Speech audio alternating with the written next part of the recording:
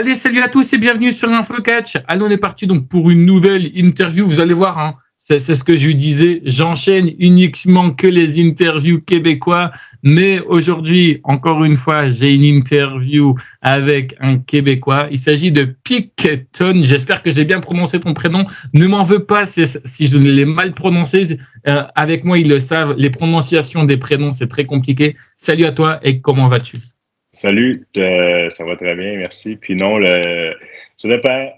Pour la prononciation, c'est souvent, on va mettre l'accent plus anglais, Picton, mais souvent dans d'autres fédérations de lutte, on aime ça m'appeler Picton juste pour le plaisir, mais il n'y a aucun problème, ça fait partie du spectacle. Ouais, non, mais après, tu sais, moi, enfin, l'anglais et moi, on n'est pas amis et je crois qu'on ne le sera jamais, donc encore une fois, excuse-moi. Première une question toute simple. Comment tu découvres le catch, toi, pour la première fois? Est-ce que tu vois, c'est un peu l'histoire de tout le monde à la télévision? Est-ce qu'on te le fait découvrir? Comment ça se passe pour toi les toutes premières fois? Moi, j'ai découvert le catch, j'avais possiblement entre 5 et 6 ans.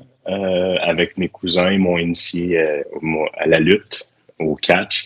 Donc, avec les personnages colorés. Le souvenir que j'ai, c'est The Undertaker. Je ne sais pas si je le prononce très bien pour les Français. Undertaker, je ne sais pas si... Ne t'inquiète pas, on comprend tout à fait. Chacun vient avec ses difficultés, comme on dit. Moi, c'est les difficultés de prononciation de pseudo, mais il n'y a pas de souci. Ici, c'est sans filtre et tout, donc il n'y a pas de problème. Prononce-le comme tu le souhaites. Oui, puis... Ultimate Warrior. Donc, c'est ça. 6 ans, là, j'étais un gros fan depuis pour très, très, très longtemps. Ensuite de ça, vers l'adolescence, à l'adolescence, j'ai un peu délaissé la lutte, donc je l'écoutais plus, je faisais d'autres sports. Puis, pour pratiquer la lutte, le catch, c'est plus tard à la fin de mes études, dans la mi-trentaine, où j'ai commencé à m'intéresser à pratiquer le catch. Donc, il y a eu un écart entre quand j'ai commencé à m'intéresser jeune et plus vers ma période plus adulte, que je me suis intéressé à pratiquer et faire des spectacles de catch. Ok. Tu te rappelles un petit peu du premier match que tu as vu, toi, à la télévision et tout? Tu parlais de l'Undertaker. C'était l'Undertaker contre qui? Je crois, puis ça, c'est vraiment...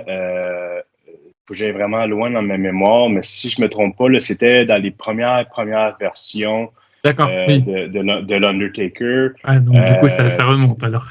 Oui, ça remonte à vraiment, vraiment loin, là, les débuts des années 90. Là, puis je sais, on écoutait ça, ma soeur était terrifiée par l'Undertaker. Si je me souviens bien, c'était peut-être Mankind dans ces années-là un peu, ou peut-être avant leur grosse... je ne sais pas comment on va dire en français, le français, la feud, là. Vraiment leur histoire, leur storyline entre les deux. Mais c'est ça, c'est l'Undertaker. Puis je me souviens d'avoir vu aussi Undertaker en personne, Undertaker et de Macho Man dans un spectacle près de chez moi quand j'étais plus petit.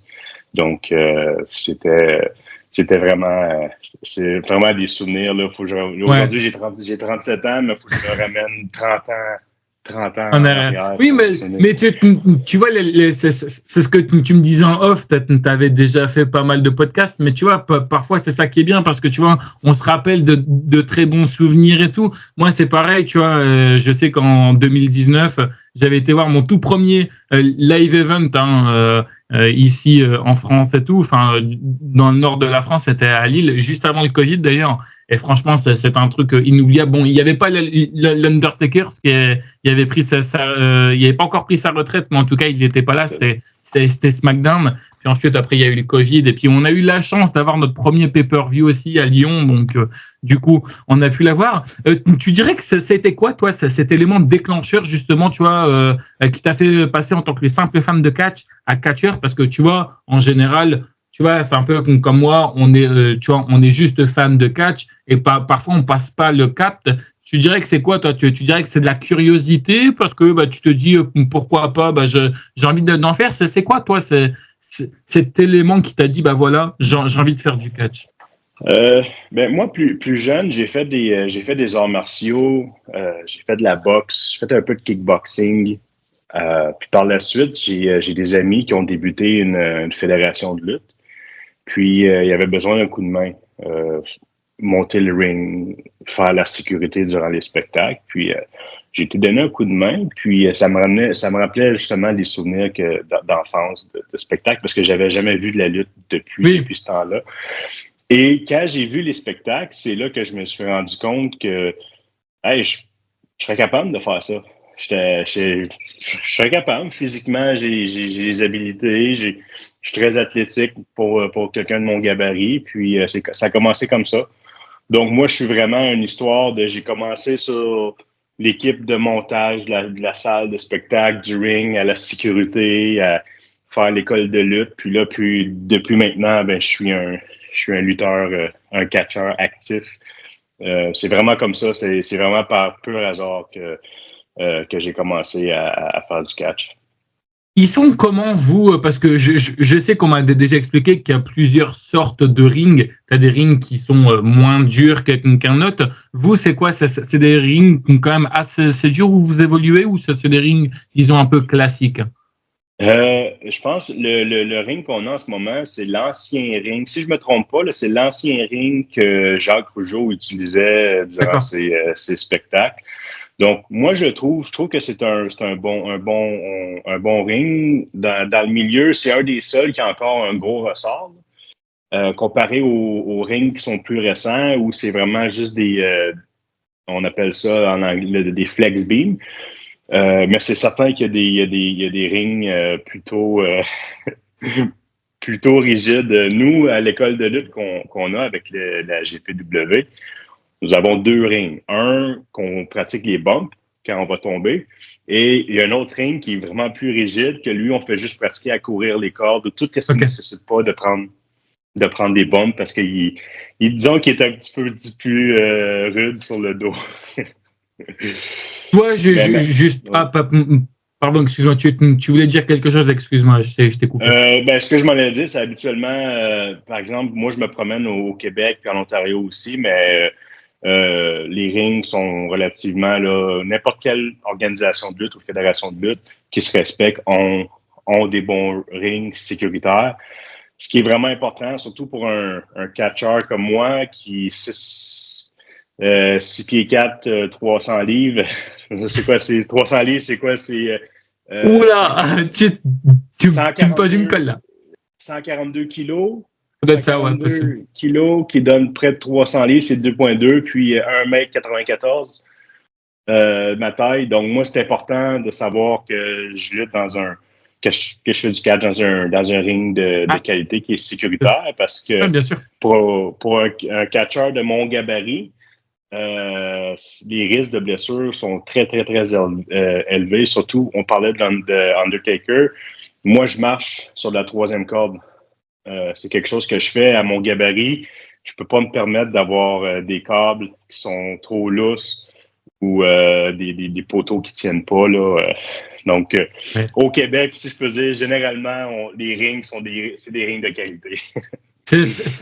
C'est bien, c'est important de le signaler parce que, on sait tous qu'il y a un peu, entre guillemets, des charlatans dans le monde du catch, et c'est important aussi de le préciser. Je voulais juste revenir sur ce que tu disais tout à l'heure. Tu me parlais que tu montais, tu montais le ring, donc du coup, tu vois comment c'est fait un ring. Aujourd'hui, le fait d'être sur le ring, de pouvoir chuter et tout, est-ce que tu as quand même un peu un blocage, toi, par exemple, un peu, tu vois, des fois psychologique, où tu te dis, oh putain, parce que tu vois, des fois, tu te prends une chute, mais tu sais ce sur quoi tu tombes, tu vois, sur de l'acier et tout. Est-ce que parfois, tu as un peu genre de dire, oh putain, oui, c'est vrai, le ring, il est fait comme ça. Si je me prends une chute, surtout d'un gros poids lourd et tout, le choc, il doit être énorme.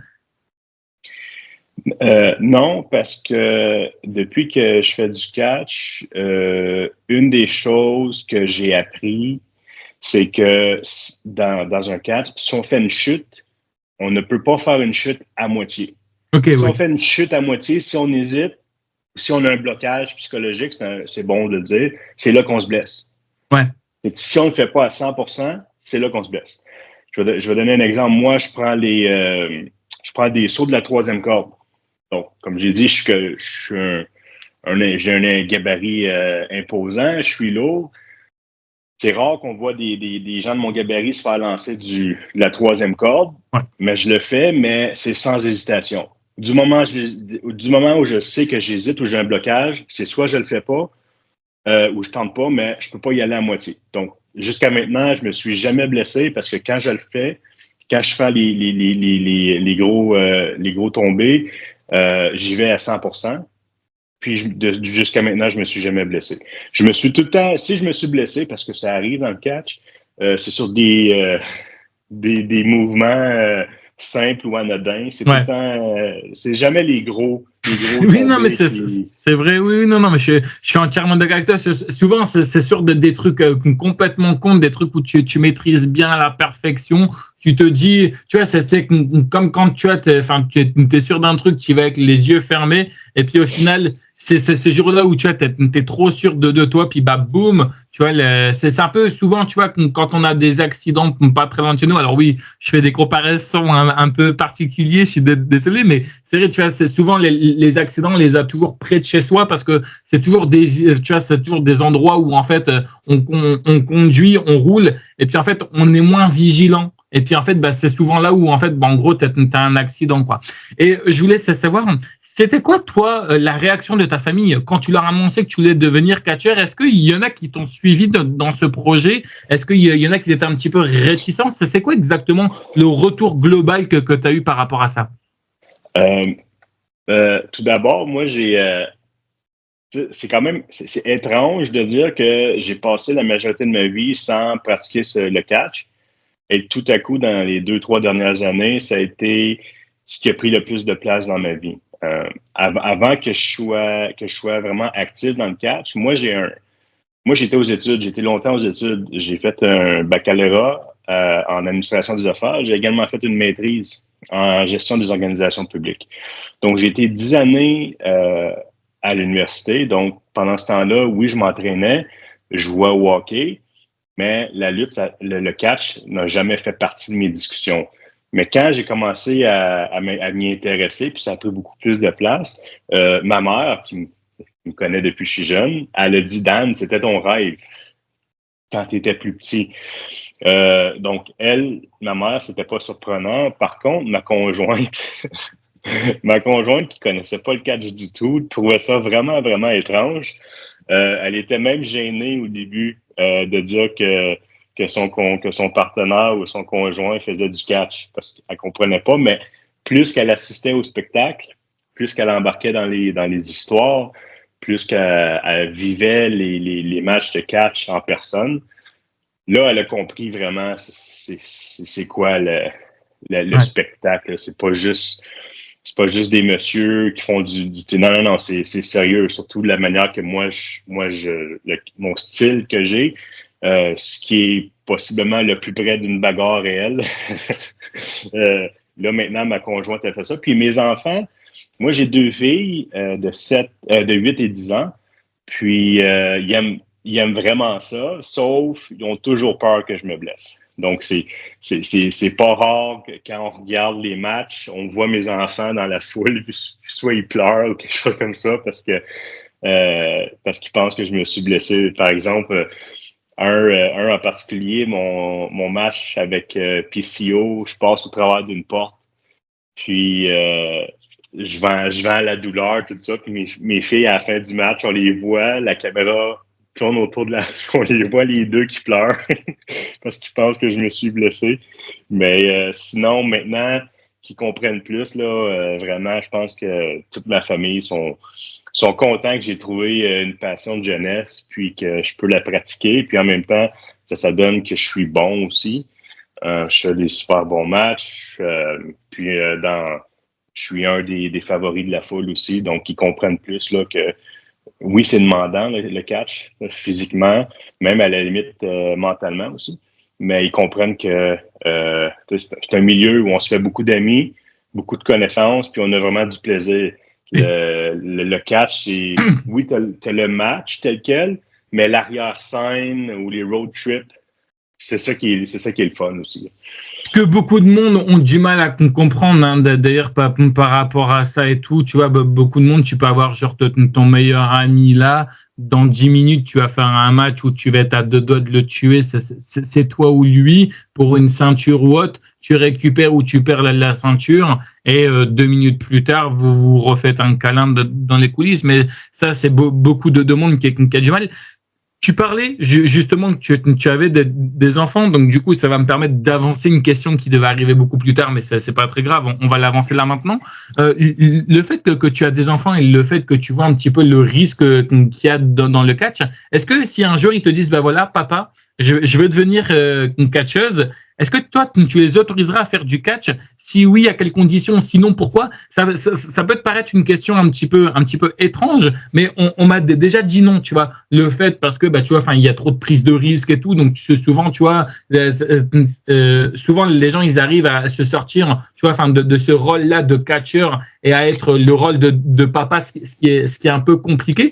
Toi, si tes enfants plus tard ils te demandent de devenir catcheuse, tu accepterais ou tu mettrais un petit temps de Moi, ma plus vieille, Jasmine, elle a 10 ans, c'est une violoniste, donc je doute fortement qu'elle veuille faire du catch. Ma plus jeune, Rosalie, ça se pourrait. Moi, honnêtement, je pense que je n'aurais aucun problème du moment où elle commence avec des bons enseignants. Ouais, par exemple, important. nous, la fédération dans laquelle j'évolue majoritairement, la GPW, nous avons une école de lutte, nous avons des super bons enseignants, puis on commence avec règle numéro 1, sécurité. Donc, peu importe ce qu'on fait, c'est la sécurité de ton partenaire ou de ta propre sécurité. Donc, on n'avance pas, les étudiants ou les étudiantes qui viennent apprendre le catch avec nous progressent tous à des rythmes différents, mais on n'a jamais eu de blessure sérieuse. Donc, oui, ça prend peut-être plus de temps, mais par exemple, on développe des lutteurs, des catcheurs comme moi qui sont, oui, peut-être stiff ou difficiles à avoir des matchs contre. Par contre, j'ai jamais blessé personne. Okay. Donc, il y a une manière d'apprendre. Je pense qu'il y a une différence. Je ne sais pas, par exemple, plus en France, comme s'il y a des écoles de catch, mais souvent, je pense que ce qui est dangereux, c'est ceux qui se disent catcheurs sans vraiment avoir de formation. Voilà, oui, c'est ça. Oui, c'est pour ça que tu veux, enfin, que je te parlais un petit peu, tu vois, entre guillemets, genre de charlatan. Des fois, ben, il se peut que, allez, tu vois, tu as 1 an ou 2 ans d'entraînement. Il y en a, ils ouvrent leurs écoles et puis, tu vois, en fait, voilà, ils apprennent un peu de n'importe quoi. Et c'est souvent ces gens-là, en fait, tu vois, enfin, qui font du mal au catch par rapport à ça et que, bah, en fait, en gros, bah, on a un regard à chaque fois, genre, négatif sur le catch. C'est important pour toi d'avoir une compagne et puis des enfants, pareil, qui comprennent ce que tu fais et qui te soutiennent parce que c'est vrai que, tu vois, c'est pas forcément évident. C'est ce que tu t'expliquais tout à l'heure, ta compagne au début, elle comprenait pas et tout. Le fait d'avoir quelqu'un avec toi qui comprend comme ça, c'est important aussi d'avoir un soutien au niveau psychologique et tout. Comme ça, au moins, tu vois, c'est eux en premier, tu vois, enfin, tes fans numéro 1. Ça te fait plaisir d'avoir des personnes comme ça qui te soutiennent à 100%? C'est essentiel parce que le catch, c'est les samedis, c'est les vendredis soirs, c'est de la route. Ouais. Donc ma compagne, elle doit comprendre que c'est des sacrifices à faire, que oui, j'ai de la route à faire, je vais partir des soirées de temps, je vais revenir aux petites heures du matin. Ça se peut que le lendemain, je sois pas en forme parce que j'ai eu un match intense, puis j'ai eu des douleurs ici et là. Donc, c'est important qu'elle comprenne cette partie-là aussi, puis ce que ça veut dire. Tu sais, par exemple, il y a des matchs plus importants que d'autres, puis il y a aussi une performance. C'est-à-dire que lorsque moi, on me donne des opportunités, je peux pas faire quelque chose à demi-mesure. Ouais. Donc, si j'ai un match, par exemple, le combat principal sur une carte, les attentes qu'on met envers moi et mon adversaire sont plus élevées. Donc, je peux pas me permettre de pas être en forme. Je peux pas me permettre de faire quelque chose à moitié. Donc, je m'entraîne beaucoup. Je passe des soirées. Moi, dans ma maison, j'ai un gym. je suis ici en ce moment. Donc, je m'entraîne 3-4 fois par semaine dans mon gym, plus dans le ring. Donc, ça demande beaucoup de temps. Puis, c'est ça, la lutte. C'est beaucoup, beaucoup de sacrifices. Les gens qui peuvent se dire catcheurs, qui font pas de sacrifices. Oui. Ouais, non. Non, mais bien sûr, mais je suis entièrement d'accord avec toi. Et puis après, tu vois, comme je dis à chaque fois, ici, c'est ton point de vue à toi, tu vois, c'est ton regard, donc il y a pas de problème. Et je voulais savoir, en général, bon, tu vois, c'est des choses qu'on aimerait bien un petit peu oublier parce que voilà, tu vois, on a un peu honte de ça. Est-ce que ça t'est déjà arrivé, par exemple, tu vois, de louper un anniversaire d'une de tes enfants ou autre parce que, bah voilà, tu vois, tu as été loin de la maison, tu étais en train de catcher, ça t'est déjà arrivé, toi, de louper un anniversaire ou pas du tout? Jusqu'à maintenant, non. J'ai pas manqué d'anniversaire. Par contre, il y a je savais, par exemple, si j'avais un match le samedi soir, ben, le dimanche matin, si je devais me lever tôt, ben, je savais Okay. que si j'étais pas en forme, je prenais un café ou deux, puis fallait que je sois présent ou quelque chose comme ça. Mais ce que j'aime le plus, c'est quand j'ai des spectacles dans la région, puis ma famille vient, mes enfants viennent voir, ma conjointe vient voir. C'est vraiment plus plaisant. Puis quand j'ai des matchs à aller faire un petit peu plus loin, puis je reviens dans les petites heures du matin, donc je suis content que le lendemain, ma famille comprenne que papa il a besoin de dormir ou papa il est un petit peu plus amoché ce matin. Mais jusqu'à maintenant, j'ai pas manqué, j'ai pas raté aucune occasion spéciale. Non, mais c'est important, tu vois, enfin, disons, d'en parler parce qu'il faut aussi, tu vois, enfin, que les gens comprennent, peut-être t'expliquer, enfin, tu parlais de tes enfants tout à l'heure comme quoi qui te soutiennent, mais il faut aussi qu'ils comprennent si un jour ça arrive. Et c'était important aussi pour toi d'avoir ta propre salle de sport chez toi. C'était quelque chose qui était important pour toi ou alors c'est ça, mettons, tu aurais eu une salle de sport un peu, tu vois, à l'extérieur, comme nous on a ici en France, on a Basic Fit, je sais pas si tu connais, avoir une salle de sport à l'extérieur, ça change quelque chose pour toi ou pas du tout? Oui, ben ça a changé beaucoup parce que j'ai commencé à m'équiper en raison de la pandémie. Donc, avant, c'était très minimaliste ce que j'avais à la maison. J'avais un bench press, là, un développé couché. C'est surtout ça que je faisais à la maison. Avec la pandémie, les gyms ont fermé. J'ai commencé à m'équiper à la maison. Puis par la suite, je me suis rendu compte, moi, j'habite un peu en campagne. Donc, le 20 minutes que ça prend pour me rendre au gym puis revenir, ben, c'est du temps que je passe à la maison. Ouais. Donc, j'ai investi un petit peu plus dans mon gym à la maison pour que justement je sois plus présent. Ça m'empêche pas de m'entraîner quand je veux, mais au moins je suis à la maison. Je suis là pour les devoirs des enfants, je suis là quand ils se couchent, je suis là. Donc, puis je suis bien équipé aussi. Il y a certains exercices, par exemple, tout ce qui est pour les jambes. J'ai pas assez de poids pour. C'est la seule chose que je peux pas faire, mais c'est des choses que je vais faire, soit des squats ou quelque chose comme ça. Mais je suis relativement bien équipé pour le gym. Ça m'empêche pas de rien faire ni d'avoir. Ouais, moi, je suis ridicule à côté. Hein. Tu vois, je te montre, j'ai rien du tout. Hein. Moi, c'est vraiment de la merde totale. Hein. Non, mais on peut le dire. Il n'y a pas de souci. On va parler un petit peu de ton personnage. Si tu devrais un petit peu, nous expliquer un petit peu les débuts du personnage et tout, comment c'est arrivé, le nom, de quoi tu t'es inspiré. Enfin bref, si tu devais nous détailler un petit peu ton personnage, comment tu nous le détaillerais?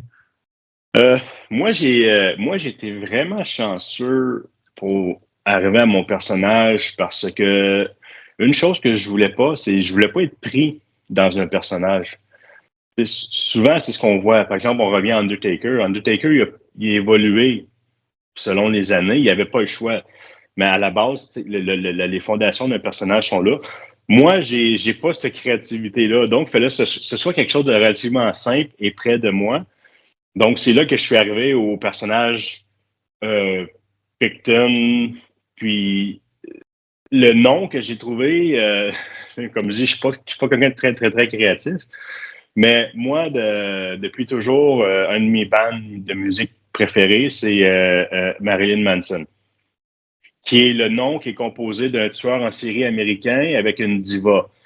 une star. Ça. Donc, j'ai voulu appliquer la même formule, puis finalement, à la saveur plus canadienne. Donc, je suis tombé sur Picton. Donc, je me suis pas cassé la tête avec un prénom. J'ai juste gardé ça parce que ça sonnait bien. Un mot, puis ça ramenait aussi à mon adolescence où j'étais vraiment chétif, puis on m'appelait le Pic. C'est plus le cas, là. Donc, je trouvais que c'était un bon nom, puis ça sonne très bien, c'est court, puis c'est comme ça que le nom du personnage est venu. Par la suite, j'ai mis une chanson québécoise, Mon oncle Serge, L'âge de bière. Puis, je voulais avoir un accessoire de scène différent des autres. Je voulais pas avoir une chaîne ou un bâton, une batte de baseball, quelque chose comme ça. Donc, j'ai trouvé je m'entraînais parce que je faisais de l'entraînement d'homme fort avant. Un baril, un keg. Donc, moi, je le remplissais d'eau puis je marchais avec ou je le lançais. Donc, mais là, c'est mon accessoire de scène. Donc, je rentre avec un gros baril de bière que je peux cogner sur les poteaux du ring.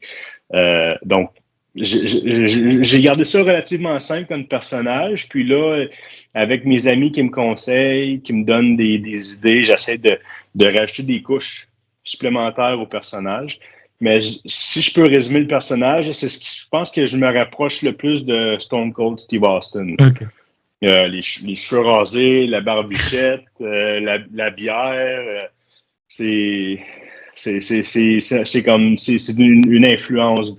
J'ai beaucoup d'influence sur Stone Cold Steve Austin. Par contre, dans mon style de catch, j'ai pas grand-chose de Steve Austin. J'ai plus des choses qui se rapportent à, je dirais, Undertaker, Vader, Kevin Nash. Donc, c'est plus ces influences-là que j'ai comme personnage, mais c'est un personnage qui fonctionne très bien. Je sais pas pour le français, est-ce qu'on dit des babyface? Oui, bien sûr, ça se dit. Ça se dit parfaitement, il n'y a pas de... Selon les endroits où je vais catcher, souvent je vais être babyface ou je vais être heel. Ça va fonctionner les deux côtés. Et justement, toi, t'es vraiment la personne qu'il faut avoir en soirée. S'il te plaît, je voudrais une petite bière. Bah tiens, hop, je te ramène le canon de bière et tout, tranquille. Ouais. Justement, si pour toi, il y a des choses, parce que tu vois, on peut toujours s'évoluer dans son personnage. On le voit hein, notamment un peu partout. Si tu aurais des choses, toi, par exemple, à modifier dans ce personnage, qu'est-ce que tu voudrais changer et pourquoi? Ce que je voudrais changer, c'est les promos. Lorsque je prends le micro, j'ai pas eu, dans les 2 dernières années, dans la fédération dans laquelle je suis champion par équipe, c'est surtout mon partenaire qui fait le mic work. Les promos, c'est surtout lui qui fait ça dans le live. Moi, je fais les promos plus web, tout ça. Mais dans la prochaine saison, comme personnage, je veux vraiment développer plus, je veux vraiment me démarquer plus au niveau des promos. C'est vraiment là-dessus que ce que je veux modifier comme personnage. Là. Parce que souvent, je vais faire des promos qui sont plus silencieuses, mais par exemple, j'ai fait une promo récemment où j'ai élevé une pelle de tracteur d'une main. J'ai pas dit un mot, mais j'ai élevé la pelle. Donc, ça, c'était ça. Mais maintenant, je veux vraiment développer cette partie-là pour que la composante du catcher promo vienne plus importante, puis que je sois capable de divertir une foule autant avec le match qu'avec les promos que je fais. À l'époque, quand tu débutais, hein, t'expliquais, je fais un petit rappel rapidement. T'as commencé à monter le ring, puis ensuite après t'es parti au niveau de la sécurité, puis ensuite après t'es venu sur le ring. Qu'est-ce qui était compliqué pour toi dans le ring? Parce que tu vois, en général, bon, tu vois, courir dans les cordes, c'est pas non plus donné à tout le monde. Moi, je sais que j'ai fait un entraînement, c'était catastrophique. Bon, après, tu vois, t'expliquais que toi, t'avais fait déjà des sports de combat, donc du coup, c'était peut-être un peu plus facile au niveau des chutes et tout. Moi, j'ai fait du judo, donc j'ai encore eu les réflexes du judo et tout, mais sinon, le courir dans les cordes, c'était catastrophique. Pour toi, qu'est-ce qui était compliqué et c'était quoi un peu le dilemme que tu t'es lancé en disant il faut absolument que ça, tu vois, j'y arrive absolument? Moi, je me souviens, un mouvement en particulier, je vais essayer de trouver le bon terme en français, un front bump, c'est-à-dire une culbute vers l'avant pour tomber sur le dos. C'était vraiment quelque chose que la première que j'ai réalisée me pris près de 40 minutes parce que j'hésitais, j'avais un blocage psychologique. Donc, ça, c'est un des premiers mouvements où je sais que j'ai bloqué et que je trouvais vraiment difficile. Encore là, un catcheur de ma taille aussi. Puis, il ne faut pas oublier, quand j'ai commencé, je faisais plus d'entraînement d'homme fort. J'étais beaucoup plus lourd. J'étais dans près du 350 livres en kilos. Là, ça devrait peut-être 100, rapidement, là, 100, peut-être 160 kilos, 165 kilos. J'étais vraiment, vraiment plus lourd. Mais j'ai toujours été agile, mais c'est quelque chose que j'avais vraiment de la difficulté. Donc, ça, c'était dans le ring, c'était une de mes difficultés. Par la suite, c'est les promos. Quand je devais faire des promos, j'étais tellement, tellement mauvais. J'en étais gêné parce que c'était tout nouveau pour moi. Moi, mon background est universitaire, donc j'avais un excellent français. Parler écrit, donc pour le personnage, réduire la qualité de mon français, puis devenir ce personnage-là, j'étais terriblement, mais terriblement mauvais. Là. J'en étais gêné.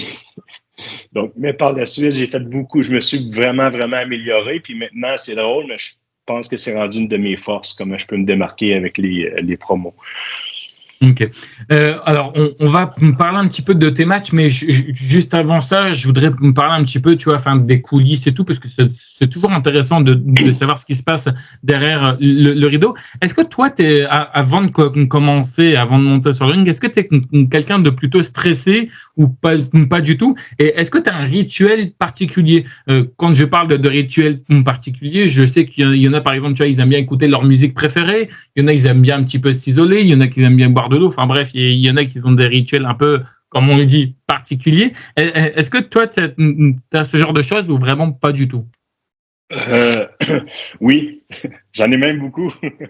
Je vais commencer par mon rituel numéro 1 lorsque j'ai un match. C'est que le matin, je vais au restaurant et je mange un très, très gros déjeuner. C'est original. C'est original. Oui. Parce que je ne ramasse pas du restant de la journée par la suite parce que j'ai une de mes plus grandes peurs, c'est de vomir sur un match. Puis j'ai souvent l'estomac sensible. Donc, je mange un gros déjeuner. Pour le restant de ma journée, je vais peut-être prendre un shake de protéines ou manger des collations, mais je ne mange aucun autre repas non plus. Donc, ça, c'est ça, c'est numéro 1. Je fais ça à chaque fois que j'ai un match. Je mange seulement le matin. Ça, c'est mon rituel numéro 1.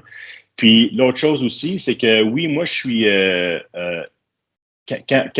quand on crée les matchs, si c'est moi qui lead, si c'est moi qui est celui qui prend les devants pour créer le match, je vais m'en souvenir plus facilement parce que ça vient de mon propre cerveau. Si c'est quelqu'un d'autre qui prend plus les devants, puis moi, je suis juste là, puis je rajoute des idées, j'ai souvent peur de manquer mes spots. Donc, moi, ce que je fais aussi comme rituel, c'est que j'écris le match. Mais j'écris pas le match ligne par ligne. Moi, j'ai des mots-clés, puis j'ai une structure que je mets. Donc, quand on regarde mes dessins que je fais, c'est pas de A à Z. Là. C'est des mots-clés, puis où il y a les interventions importantes que je ne dois pas oublier. Parce que, comme j'ai mentionné, moi, j'ai un background universitaire, puis mon cerveau il fonctionne mieux quand je lis les choses que si je le fais. Parce que moi, je trouve que le catch, surtout lorsque, par exemple, tu fais un combat principal ou quelque chose comme ça, la marge d'erreur est minime. Nous, à notre fédération, la GPW, tous nos matchs sont filmés et télévisés. Donc, si on fait une erreur ou si on fait un botch, il va être là longtemps, puis les gens vont le voir, puis ils vont en parler beaucoup. Donc, on a cette qualité de catch-là que la GPW impose à tout le vestiaire. Donc, c'est important de prendre ça au sérieux et vraiment de se préparer. C'est pour ça que moi, pour réduire le risque d'erreur, je vais écrire la structure du match pour que je puisse comprendre très bien. Mais ça n'empêche pas que durant un match, si on doit improviser ou si on doit changer des choses, j'ai pas de difficulté à le faire. Mais du moment où les attentes sont là, je pense que c'est mon devoir d'être responsable puis d'être bien préparé pour justement éviter les risques d'erreur ou même les risques de blessure dans un match. Donc, il y a beaucoup de gens qui rient de ça, mais qui comprennent pas trop. Mais moi, maintenant, je me suis dit, non, moi, c'est ma méthode de faire les choses. Je vais écrire le match, je vais me laisser des notes, je vais étudier, mais c'est vraiment le moyen que j'ai trouvé comme rituel pour calmer le stress ou l'anxiété, parce que quand il y a des attentes, quand on a une foule de 600-700 personnes, puis que les gens ils viennent te voir en match principal, tu peux pas être prêt. Tu peux pas. Faut que tu sois professionnel. Faut que tu réduises le nombre d'erreurs possibles. Puis c'est la manière que j'ai trouvé. Puis les gens qui rient un peu de ça, ben ils rient jamais devant moi, là, on s'entend. Là. Il n'y a jamais personne qui rit de moi dans un vestiaire. Mais c'est ma méthode à moi. Puis ceux qui sont pas contents ou qui trouvent ça ridicule, OK. Mais moi, c'est comme ça que je l'ai fait. Puis honnêtement, sur tous les matchs que j'ai faits, j'ai jamais eu de mauvais match. Jamais, jamais, jamais. Il y a jamais eu.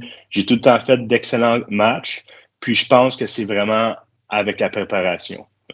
La préparation que je mets. Je suis très rigoureux de ce côté-là. Puis c'est ma méthode à moi qui fonctionne.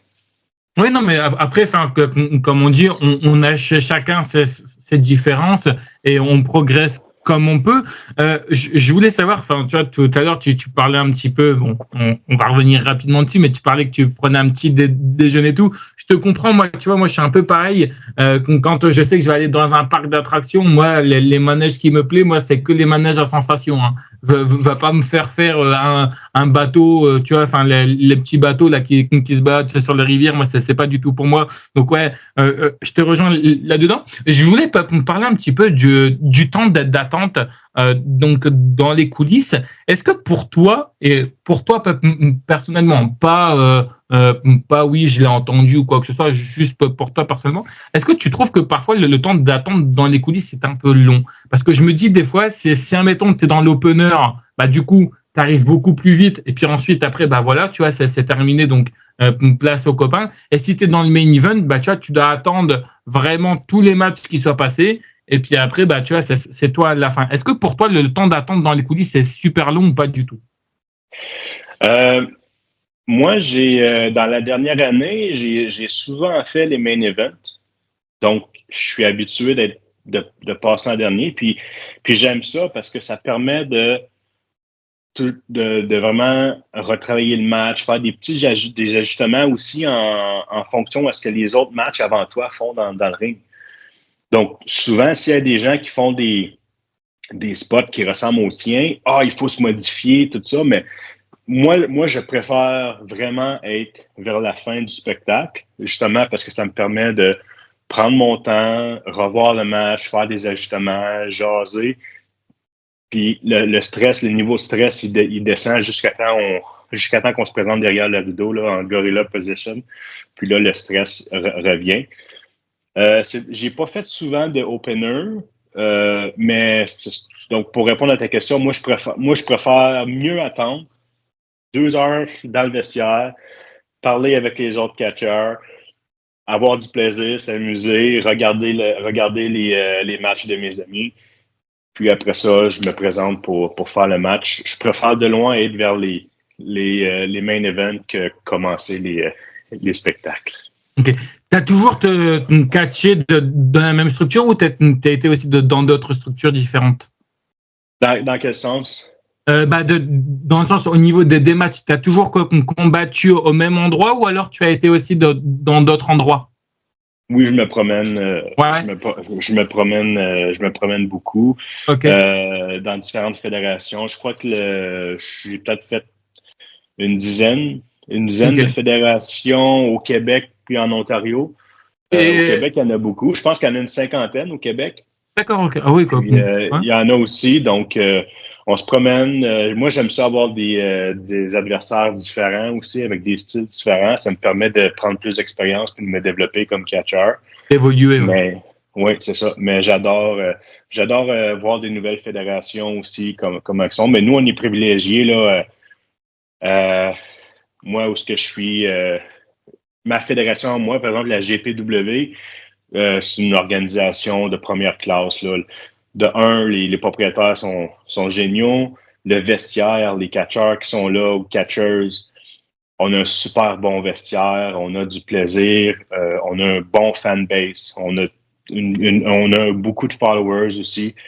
Donc, on est très privilégié à la GPW. Puis, il y a une autre fédération que je suis aussi régulièrement, qui est Lutte Laurentide, qui est à peu près à 1 heure de distance de la maison, qui est encore là, c'est super comme endroit. Donc, ça, c'est vraiment important pour moi quand je vais catcher, quand je vais faire du catch à l'extérieur dans différentes organisations. Faut que ce soit plaisant.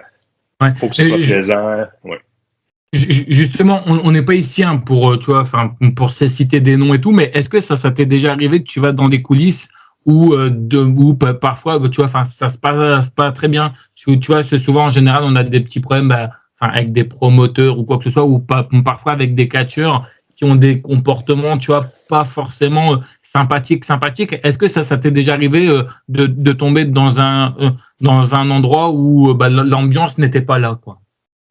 Honnêtement, je suis très, très, très chanceux parce que je n'ai jamais eu j'ai jamais eu à faire ça. Tous les catcheurs, les catcheuses, les promoteurs que j'ai rencontrés, je n'ai jamais eu aucun problème. Puis moi aussi, dans un vestiaire, je me fais le devoir d'être le plus respectueux, courtois possible envers tout le monde, être un peu le funny guy.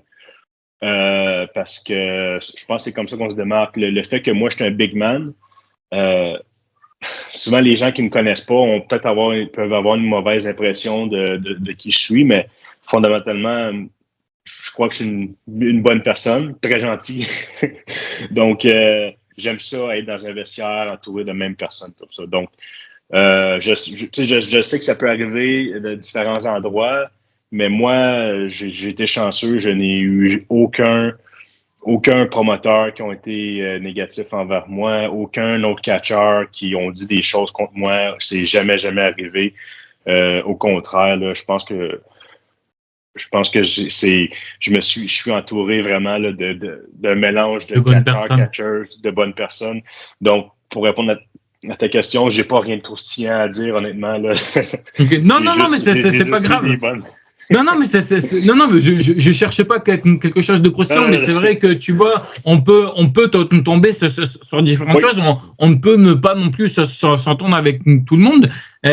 Cette fois-ci, on va pas tout de suite aller sur le ring. On va juste passer au niveau moi j'appelle ça un espèce de petit couloir. Le fait de jouer avec le public juste avant de monter sur le ring.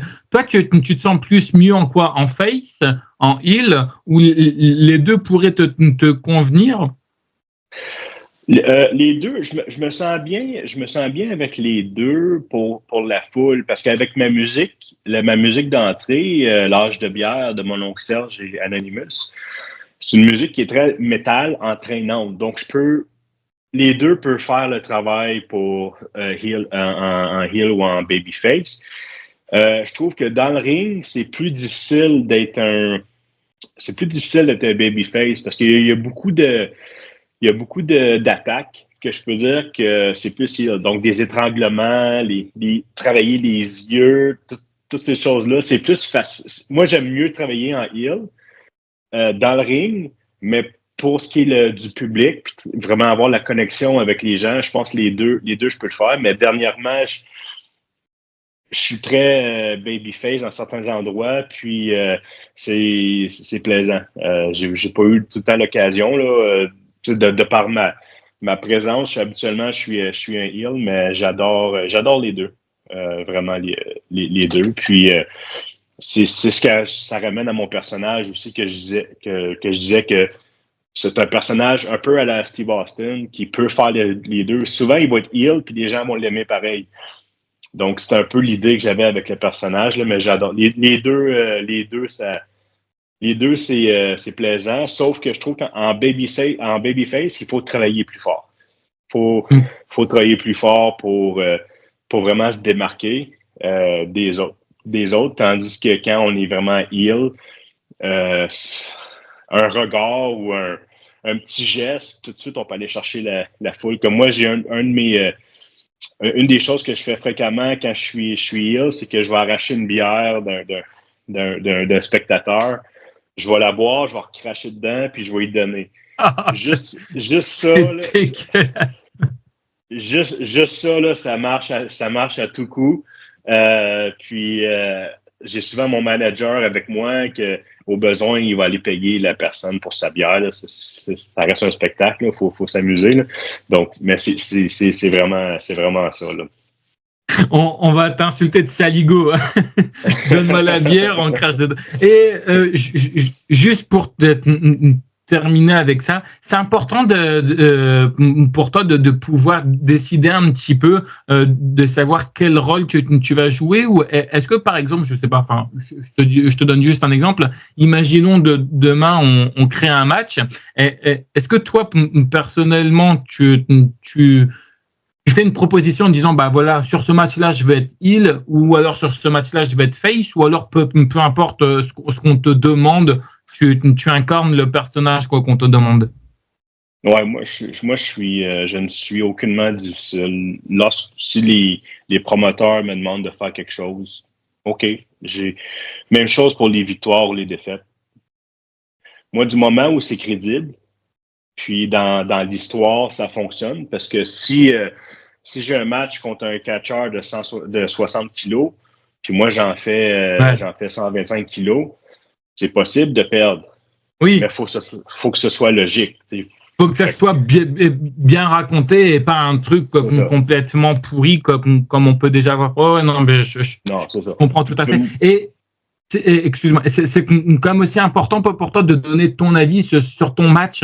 Parce que tu vois, parfois il se peut que tu sois pas d'accord avec une décision. C'est important. Tu dirais qu'on t'écoute quand même à l'endroit où tu es, par exemple, on te demande ton avis pour savoir ce que tu en penses. Est-ce qu'il y a des choses que tu voudrais apporter toi personnellement? Ça dépend vraiment des endroits. Par exemple, à la GPW, on a notre équipe de création qui est vraiment, on dit notre équipe, mais c'est une personne, là, mon ami Stéphane Gauthier, qui lui a un cerveau de lutte exceptionnel. Donc, quand c'est lui qui fait ses idées, habituellement, je vais rarement rajouter quelque chose, parce que sa moyenne au bâton frôle le 100%, là, tellement qu'il est bon avec les histoires, tout ça. Mais moi, c'est plus le match qui m'intéresse. Donc, la finale, que je gagne ou je perde, ça me dérange pas. Mais du moment où dans le match, je mets mon opinion, que j'aide à mettre mes idées pour le match, ça, ce qui est important pour moi. Le reste, ça m'importe peu. Si on me demande de livrer quelque chose de particulier, je vais le faire. Du moment où ça reste sécuritaire et respectueux, moi, j'ai aucun problème. Je suis vraiment pas difficile comme catcheur de travailler avec. Ouais, c'est bien, non, mais c'est important parce qu'il y en a des fois, tu vois, pour des promoteurs, bah, tu vois, c'est impossible de travailler avec un tel. Et comme il y a des catcheurs aussi, c'est aussi impossible de travailler avec tel promoteur. Donc là, quand on est bien et puis qu'on s'entend bien, ça c'est important. Ça y est, enfin, on va pouvoir en parler. C'est quoi, toi, ton meilleur match que tu as eu jusqu'à maintenant et ton pire match? On a forcément eu un match où on est un peu déçu parce qu'on était peut-être pas en forme ou autre. Mais c'est quoi, tu dirais, toi, ton meilleur match et ton pire match? C'est difficile. C'est une décision qui est difficile parce que moi, je suis quelqu'un, peut-être que ça ne paraît pas, mais c'est souvent l'histoire derrière un match qui rend des matchs exceptionnels. Tu sais, par exemple, j'ai fait un match contre PCO. J'ai eu mon match avec lui au mois de mars. 4 mois plus tard, il remporte une ceinture à la TNA à Verdun devant 4000 personnes. Donc, ça, c'est un match, mais c'est tellement exceptionnel ce que j'ai vécu avec PCO que je peux pas le mettre avec tous mes autres matchs parce que c'est vraiment, pour moi, c'était plus qu'un rêve, c'était une expérience. c'est comme, je peux pas le compter parmi mes matchs parce qu'il n'y a rien qui se compare à ça. J'ai eu d'autres matchs, par exemple, contre mon mentor, celui que j'ai regardé beaucoup pendant que un lutteur de Thunder où il y avait sa gimmick de prédateur, mais c'est quelqu'un que je regardais beaucoup quand je me développais comme catcheur, puis que j'étais content d'avoir un. Donc, ça, c'est tous des moments que c'est difficile de juger parce que même si les matchs sont excellents, c'est tout ce qu'il y a le derrière qui rend encore plus exceptionnel. Ce que les gens ne comprennent pas ou ne savent pas souvent. Ne savent pas souvent. Mais je dirais mon meilleur match, je crois que c'est au mois de mai dernier. Je pourrais t'envoyer le lien aussi. Oui, il n'y a pas de problème, je le mettrai dans la description si tu veux. Oui, c'est contre Black Québécois, Jérémy Prophet et Carl Gibson, qui sont possiblement parmi les top 5 là, lutteurs au Québec ou même parmi les tops au Canada. C'est des excellents lutteurs.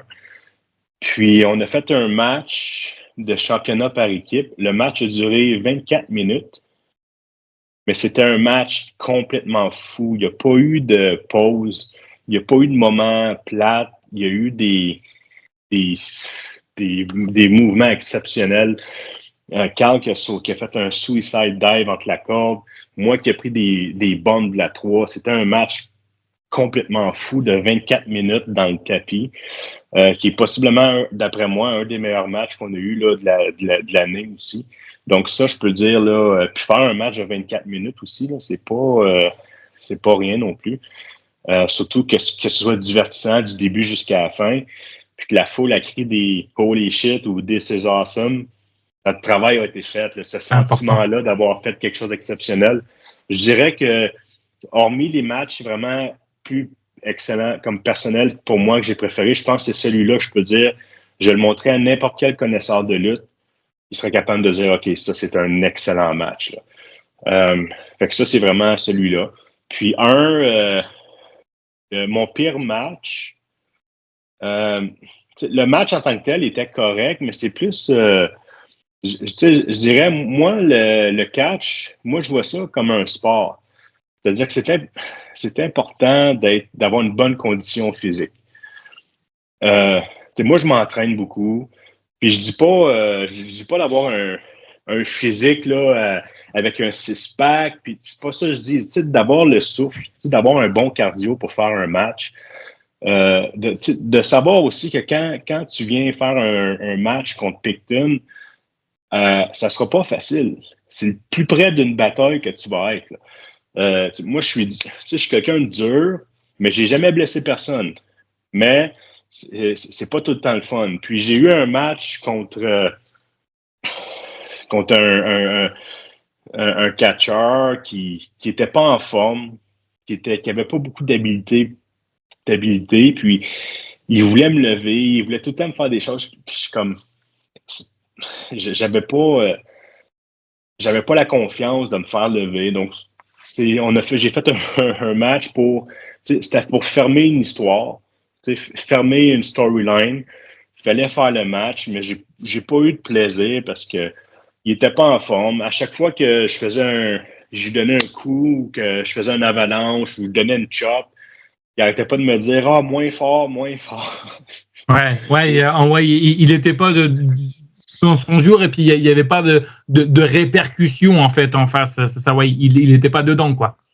Non, il était tout le temps essoufflé. Il portait un masque, puis on était capable de voir le masque qui rentrait et qui sortait de sa bouche tellement qu'il était essoufflé. Donc, c'était pas un match physique, c'était un match qui était plus storyline. Puis, je pense que c'était parmi les matchs. Au final, ça a été un bon match, correct, mais pour moi, ça a été très décevant. Moi, j'ai besoin d'être challengé. J'ai besoin que quand on me frappe, j'ai besoin de sentir le coup. Là. Si je me fais pas toucher, j'ai de la difficulté, moi, à embarquer dans un match. Et moi, il faut que ce soit réel. Il faut que les gens doutent vraiment. Puis c'est vraiment quand c'est des matchs de mauvais catch, comme j'ai fait, c'est des matchs qui sont plus difficiles à vraiment être excité à faire. Puis il faut travailler plus fort pour se motiver. Puis on travaille plus la foule dans ce temps-là. On fait, on travaille plus la foule, on prend plus notre temps. Il faut laisser le temps à l'autre catcheur de récupérer parce qu'il n'y a pas de souffle. C'est des matchs comme ça, ouais. C'est compliqué, puis disons que c'est un peu les aléas quand t'es catcheur, quoi. Des fois, tu tombes sur des gens où tu te dis, putain, tout à l'heure, il va me tuer et tout, mais ouais, je comprends tout à fait. Et je dirais que t'arriverais, toi, à t'auto-critiquer, parce que c'est vrai que, tu vois, je te parlais un petit peu de ton mauvais match, mais c'est vrai qu'en général, on a un petit peu du mal à s'auto-critiquer soi-même, à s'auto-juger. T'arrives, toi, à avoir un petit peu du recul parfois quand tu regardes tes matchs, parce que je suis sûr que tes matchs, tu dois les regarder. T'arrives pas parfois à te juger dans tes matchs ou des fois, c'est un peu compliqué de se juger soi-même? Parce que c'est vrai que c'est pas forcément évident. Non, moi, je pense qu'une de mes qualités comme catcheur, c'est que je suis capable de prendre la critique autant positive que négative ou constructive.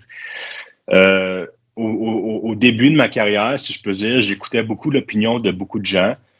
Souvent à longue, ça me mêlait, mais maintenant, avec l'expérience et avec la confiance que j'ai acquise, je vais prendre l'opinion des gens, mais je vais en laisser. Je vais en prendre puis je vais en laisser. Mais j'ai tout le temps le point de référence qui est comme mon ami Stéphane Gauthier, que je me fie beaucoup à son opinion à lui. C'est vraiment un connaisseur, c'est un cerveau de lutte. Puis c'est vraiment lui, là, quand il va me dire quelque chose.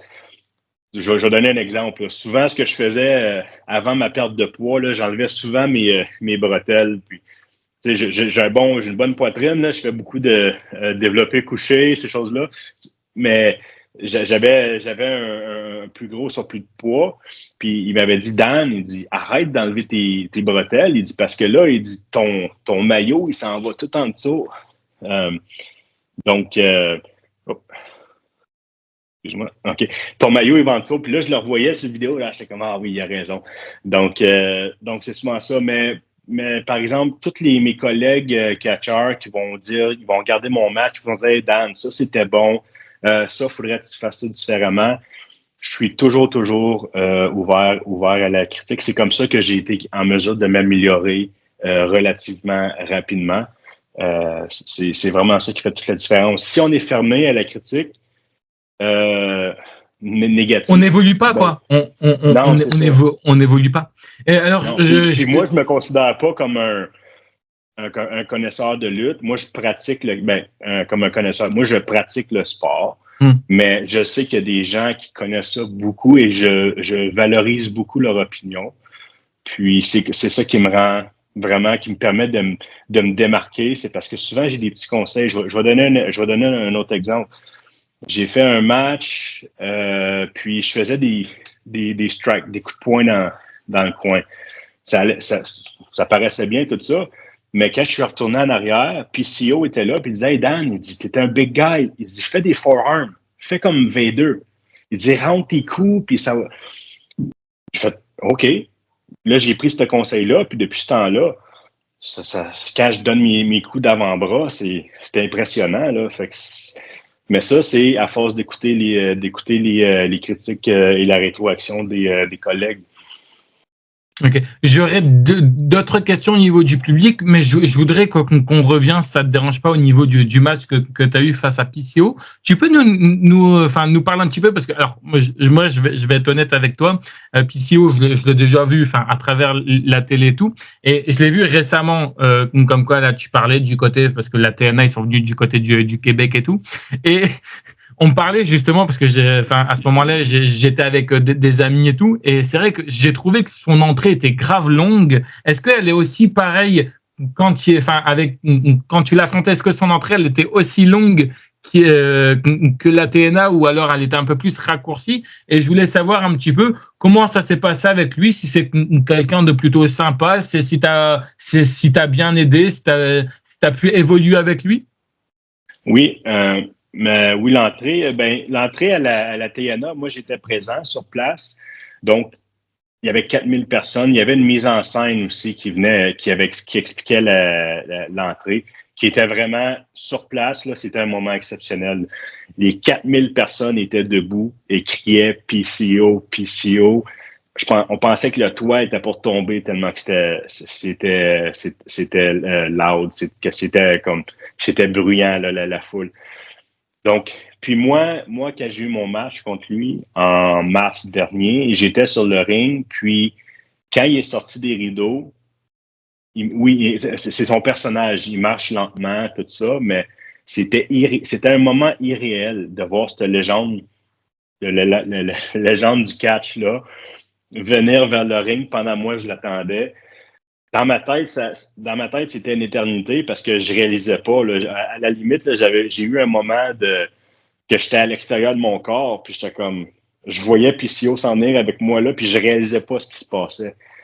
C'est quand même c'est non seulement une légende au Québec, mais à l'international. Puis à 56 ans, ce qu'il fait encore aujourd'hui dans le ring, il y a beaucoup de catcheurs qui seraient incapables de le faire. Moi y compris, là. Il y a un niveau de tolérance à la douleur inhumain. Inhumain. Mais c'est ça. Son entrée, si je fais revenir de l'entrée, oui, c'est ça. Ça fait partie du personnage. En plus, on était privilégié d'avoir Destro avec lui quand il est venu à la GPW, quand les deux sont venus. Donc, c'était magique. Donc, l'entrée aurait pu prendre 10 minutes, puis ça aurait été autant magique. Donc, ça, c'était pour l'entrée. Mais pour ce qui est du match, honnêtement, moi, au début, j'étais inquiet. Je ne connaissais pas PCO. Puis, souvent, c'est quand même un professionnel. Il n'y a plus besoin de prouver rien à personne. Mais ce que j'ai découvert pour avoir passé quelques heures avec lui, puis ensuite avoir été invité à la TNA il y a 2 semaines aussi, on a eu un match grâce à PCO. C'est un être humain vraiment, mais vraiment gentil. Professionnel. J'ai juste du positif à dire de lui. J'ai beaucoup appris avec lui, mais c'est surtout de la manière qu'il se comportait dans le vestiaire. J'avais l'impression que je préparais un match avec un ami. Il m'appelait Dan. C'était vraiment, vraiment important pour lui parce que moi, j'avais vendu peut-être 150 billets. On avait une grosse foule. On avait 600 ou 700 personnes. Il savait que j'avais vendu beaucoup de billets, puis c'était important pour lui que je paraisse bien. Comme à un certain moment, il a presque fallu que je dise « Hey, PCO, c'est toi la légende. C'est toi que les gens viennent voir. Là, c'est pas moi. C'est pas moi, là, c'est toi là, l'attraction. Là. Non, mais tu sais, Dan, c'est important. » Puis j'ai vraiment, vraiment apprécié chaque minute que j'ai passée avec lui, puis avec Destro. C'était vraiment exceptionnel. Puis ça, c'est un souvenir une expérience, un souvenir que je ne vais jamais, jamais oublier. Là. C'était vraiment, vraiment exceptionnel. Puis monsieur tellement professionnel, tellement gentil, mais à 56 ans, là, moi j'ai des bons bras, là, mais lui, il a encore des pieds massifs. Il est massif, il est agile, il est spectaculaire. C'était toute une expérience comme match, là, mais j'ai tellement ça m'a tellement appris ce match-là de façon à me préparer mentalement aussi que c'est quand même un stress d'affronter. Quand tu fais le main event, le match principal sur une carte, dans ton quartier, c'est un gros spectacle, c'est un gros nom. Moi, j'avais été malade dans les semaines avant. Je m'étais mis tellement de pression sur les épaules, mais finalement, je t'ai envoyé le lien. Tu peux vérifier le match. Ça a été vraiment un bon match aussi. Ça a été un match spectaculaire. Puis, c'est un moment que je vais jamais, jamais oublier. Puis par la suite, PCO, quelques mois plus tard, il m'invite à faire un match avec 20 autres lutteurs québécois. Une bataille royale en avant-spectacle de la TNA à l'Auditorium de Verdun. C'est encore... Qu'est-ce que demander de plus? Là, c'est impossible. Il parle français ou pas, PCO? Non, pas du tout. Oui, il parle français? Ah oui, c'est un Montréalais québécois. Là. C'est un Québécois. C'est Pierre-Carl Ouellette, puis okay. un excellent français. Il est super gentil. C'est tout en français avec PCO. Une petite question comme ça qui n'a rien à voir avec l'interview, mais au niveau du Québec, j'ai remarqué là-bas. Alors c'est juste mon point de vue à moi. Un peu, je pose juste la question parce que je dis qu'on ne connaît rien. Mais est-ce que toutes les personnes au niveau du Québec qui sont du côté français comme vous, vous comprenez tous l'anglais ou il y en a des fois ils comprennent pas du tout l'anglais? La majorité du temps, les catcheurs vont parler anglais ou comprendre l'anglais. Okay. Tout ce qu'on fait même au Québec, là, on utilise toutes les expressions anglophones. D'accord, ok. C'est vraiment le langage, je pense, universel de la lutte. Mais il y en a, par exemple, qui comprennent pas l'anglais, mais qui vont comprendre les expressions. Okay, lock-up, tackle, des choses comme ça. Ça n'empêche pas qu'un anglophone et un francophone vont être capables de faire des matchs, de communiquer ensemble, même si les deux parlent pas français ou anglais. Ok, non, c'est parce que je me suis toujours posé la question et je me demandais si. Mais bon, bref, comme ça, au moins, je me coucherai moins con ce soir. J'aurai ma réponse. On va revenir au niveau du public. T'expliquer comme quoi, quand tu avais fait un très très bon match, le public était avec toi. C'est important pour toi de pouvoir avoir une bonne relation avec le public, que ça soit positif ou négatif. Hein. Bien sûr, tout dépend de quel rôle que tu joues. Que ça soit le rôle du gentil, c'est sûr qu'ils vont être derrière toi. Si tu joues le rôle du méchant, ils vont te huer. C'est important pour toi également aussi d'avoir un public aussi réactif, parce que c'est vrai qu'on a différents publics en général. Des fois, on a du public qui connaissent pas du tout le catch. C'est important pour toi d'avoir aussi un public connaisseur et un public aussi non connaisseur. C'est essentiel, surtout que durant les spectacles, par exemple à la GPW, je crois que peut-être le 50% de la foule sont des connaisseurs de lutte, de catch. Ils connaissent, par exemple, nos histoires, nos storylines. Il y a tout le temps un autre 50% que c'est soit la première fois qu'ils viennent ou ils ont vu du catch il y a des années, puis ils ont eu des billets, des choses comme ça. Mais je crois que ce qui rend le catch spectaculaire, c'est la foule. Okay, donc, du moment où, puis ça, c'est quelque chose que j'ai appris très tôt, c'est que pour un catcheur, moi, en sortant du rideau, faut que tu ailles chercher une réaction de la foule. Immédiatement. Faut que tu ailles. Donc, moi, souvent, ce que je fais, c'est simple, mais je vais sortir avec mon gros baril de bière, puis je vais commencer à crier. Soit que, si je suis plus babyface, je vais crier le nom de la ville ou le nom de l'endroit. Là, les gens vont se sentir engagés. Si je suis plus heel, là, je vais juste crier ou hurler quelque chose, mais faut aller chercher de la foule. C'est pour ça que dès que je sors du rideau, puis ensuite de ça, je prends mon baril, puis je le cogne, soit sur la clôture, soit sur le poteau du ring. Il faut faire du bruit pour vraiment aller chercher les gens. S'il y en a qui sont sur leur téléphone, je vais essayer de les voir et d'aller interagir avec eux. Mais ce qui fait vraiment l'ambiance, c'est la foule. Puis c'est souvent, la foule est plus importante souvent que le match tel quel ou les gestes qu'on va faire ou les moves. Tu sais. Il y a des matchs que ça va juste se passer avec la foule. On n'a presque rien fait dans le ring, mais la foule va avoir été engagée. Puis ils vont être satisfaits du match. Mais c'est essentiel parce que les catcheurs ont beau faire le meilleur match qu'ils veulent. S'ils vont pas chercher leur foule, s'ils n'interagissent pas avec la foule, ça va être silencieux. Puis, non, mais je me doute. Et puis après, c'est pas forcément évident. On l'a vu pendant le COVID, du côté de la WWE, c'était complètement mort au Performance Center. Après, il y a eu ce truc avec le Thunderdome. C'était pire, mais il y avait quand même du public derrière. Alors, on va monter progressivement au niveau des questions compliquées. Je suis désolé, j'aime bien poser des questions compliquées. Pour toi, et encore une fois, pour toi seul, c'est vrai que c'est une question que je me pose à chaque fois. Et je me dis, une fois que le show est terminé, est-ce qu'on vous donne des instructions, et j'expliquerai après, est-ce qu'on vous donne des instructions ou alors c'est vous qui faites à votre bon vouloir? C'est-à-dire que, par exemple, une fois vous terminez, donc vous allez faire des photos, vous allez faire des autographes et tout, au niveau du kayfabe, est-ce que pour toi c'est important de rester dans son personnage après le show, ou il faut rester tout de même dans son personnage selon toi? Non, je crois que le kayfabe, le kayfabe est mort. Du moment où les gens comprennent que c'est un spectacle, moi, je pense que c'est quand on rencontre les fans, qu'on signe des photos, qu'on jase avec eux, c'est là qu'on crée notre connexion. C'est n'importe quel lutteur qui se présente pas aux fans, qui fait juste faire son spectacle puis il quitte, tu développes pas de lien avec les fans. Donc, nous, à la GPW, nous faisons des spectacles familiaux. C'est-à-dire qu'il y a beaucoup d'enfants dans la foule. Ça n'empêche pas la qualité de nos spectacles, mais c'est juste qu'il n'y aura pas de vulgarité gratuite, il n'y aura pas de violence gratuite, il n'y aura pas de sang. Donc, on fait des bons spectacles, d'excellents spectacles, mais pour la famille.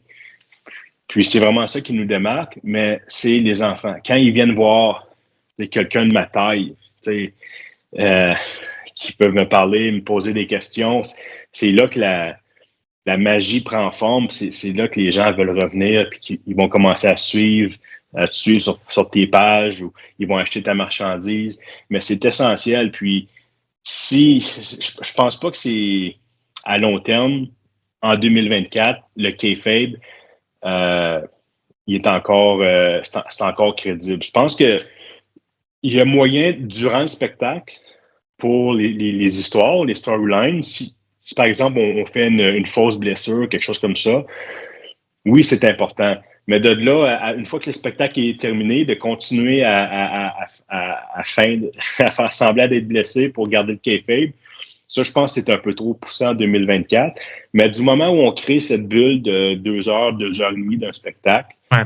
c'est important d'être dans le personnage. Mais du moment où on est à l'intermission ou après le spectacle, où tout est terminé, les gens retournent chez eux, je pense que c'est important de prendre le temps d'être soi-même, de jaser avec les fans, prendre des photos, signer, répondre à leurs questions. Je pense que c'est là que ça fait toute la différence, parce que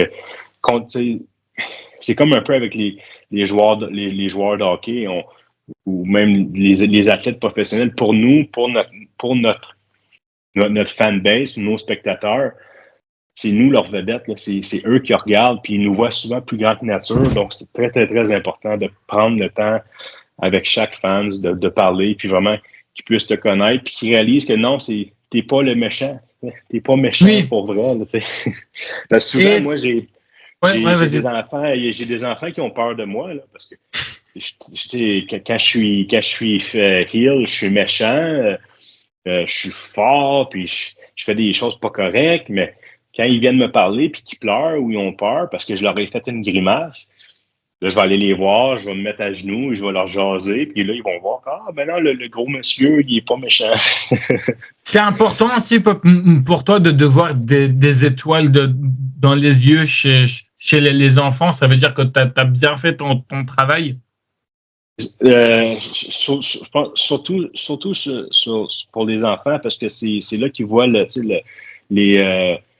on est comme leurs super-héros. Là. On fait des culbutes, on fait des cascades, on fait quelque chose de spectaculaire. Même chez les adultes, moi, j'aime ça quand les adultes viennent me voir et disent « Hey, t'es vraiment bon » ou « Je peux pas croire que… » Par exemple, quand je marche sur la 3e corde, comme le Old School, Undertaker, il dit « Je peux pas croire que tu fais ça, les câbles se touchent ensemble. » Puis, ou quand je projette un adversaire dans les airs, parce que, avec juste de la force brute, c'est important de voir que les adultes aussi ont apprécié les spectacles, mais pour nous, à la GPW, particulièrement, on a beaucoup d'enfants, donc c'est essentiel d'être accessible, puis aussi d'être très, très, très respectueux et cordial, et aussi faire attention. On ne peut pas se permettre, nous, comme lutteurs, par exemple, de la GPW, quand on est des enfants, de sentir la boisson, de sentir le pot. On peut pas. On a une responsabilité envers les enfants. Ils viennent nous voir, ils vont apprécier le spectacle, mais il y a une manière de se comporter en professionnel aussi, que ne serait-ce que pendant la durée du spectacle, avant ou après, mais c'est quelque chose que nous, on est très, très, très sensible à ça aussi. Encore quelques questions, si tu veux bien, et on arrive bientôt à la fin de l'interview. Je voulais savoir pour toi, aujourd'hui, qu'est-ce que le catch t'a apporté? Euh, Principalement, ce que ça m'a apporté, c'est la motivation de m'entraîner à chaque semaine, de faire attention à mon alimentation, de faire attention à, à mon corps aussi, puis aussi de dépasser les limites de ce que je fais, parce que c'est facile dans le catch, j'en en ai parlé un peu, mais c'est facile pour des gens de dire qu'ils sont des catcheurs, qui font du catch, mais ils vont pas dans le gym, ils sont pas en forme. Ils vont se mettre un t-shirt ou un masque, puis ils vont penser qu'automatiquement ils sont des catcheurs. Je pense que ça nuit. Ça nuit vraiment à ceux qui prennent le catch au sérieux et qui s'investissent dans eux. Parce que n'importe qui peut courir les cordes peut se dire d'être catcheur, mais aux yeux du public, aux yeux aussi des connaisseurs de lutte, ils savent que tu n'es pas un catcheur. Donc, pour moi, le catch, de un, ça m'a permis de perdre 65 livres, trentaine de kilos en presque 2 ans. Ça m'a motivé à tout le temps devenir meilleur, c'est-à-dire de spectacle en spectacle, d'arriver avec des nouveaux mouvements plus spectaculaires, de spectacle en spectacle, parce que nos fans s'attendent à ça de nous. Nous sommes à la télévision, on ne peut pas juste faire la même chose. On ne peut pas juste rester à l'intérieur de nos 3-4 gestes qu'on fait à chaque match puis dire qu'on est... Non, moi, je veux tout le temps dépasser la limite. Donc, c'est cette motivation-là que le catch m'a apporté. Puis, ça a été beaucoup... Au-delà des blessures, au-delà des sacrifices, à la base, le catch, pour moi, c'est... Si tu t'entraînes pas, si tu fais pas attention à toi, tu peux pas vraiment dire que tu prends ça au sérieux. Là. Parce que oui, c'est un spectacle. À la limite, c'est du théâtre extrême. N'importe quel comédien pourrait arriver à faire quelque chose, mais il y a aussi une responsabilité d'être dans une bonne condition physique. Comme quelqu'un justement, qui va se mettre juste un masque, puis quelque chose, puis il va faire 2-3 gestes. Non, c'est pas ça. Pour moi, c'est pas du cash. Faut que tu prennes ça au sérieux. Tu as un minimum à faire parce que sinon, tu enlèves toute crédibilité à ce que tes autres collègues, tous les efforts qu'eux ils font, t'enlèves tes crédibilités-là si t'es pas en mesure de suivre.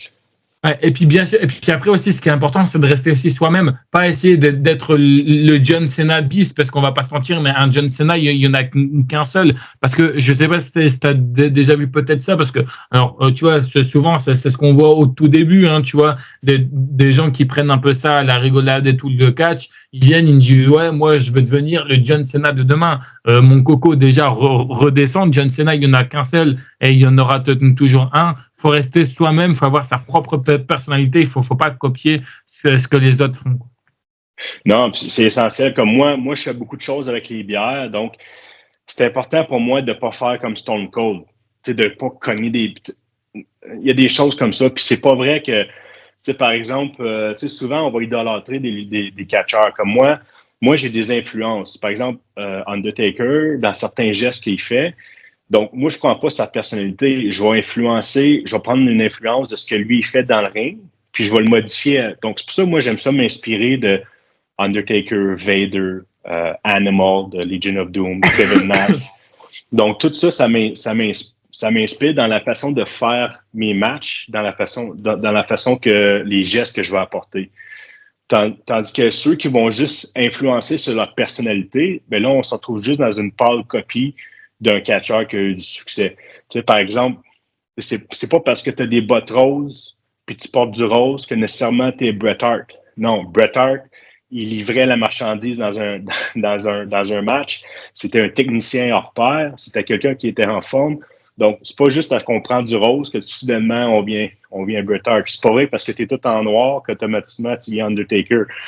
Il faut vraiment que tu te démarques. Tu peux avoir des influences, tu peux avoir aller chercher, mais il faut que tu trouves ta propre essence parce que sinon, tu es juste une pâle copie cheap, puis ça tourne plus au ridicule qu'autre chose. Là. Donc, c'est important, ça fait partie de la créativité, d'où l'importance de recevoir la rétroaction des gens.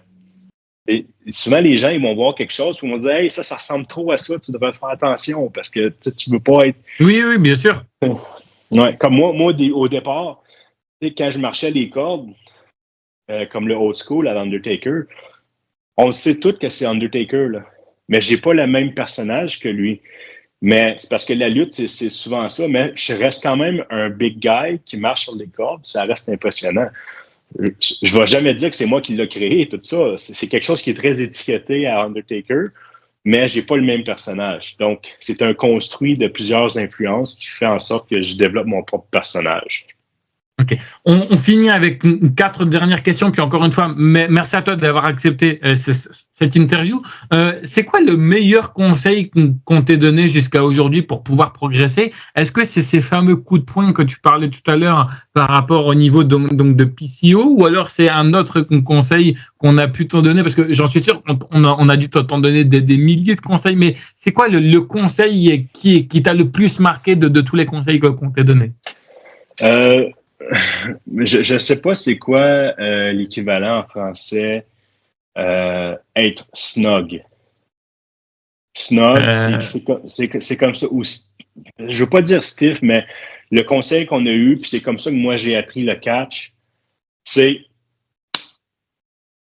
les coups, ils font mal. Oui. Je vais jamais blesser personne. Mais on vend un combat. On vend une bagarre. Donc, des coups comme ça. Ouais, c'est ridicule, non. Quoi. Oui. C'est ça. oui, non, mais. C'est comme, je sais pas l'équivalent en français, les chops, les atémies.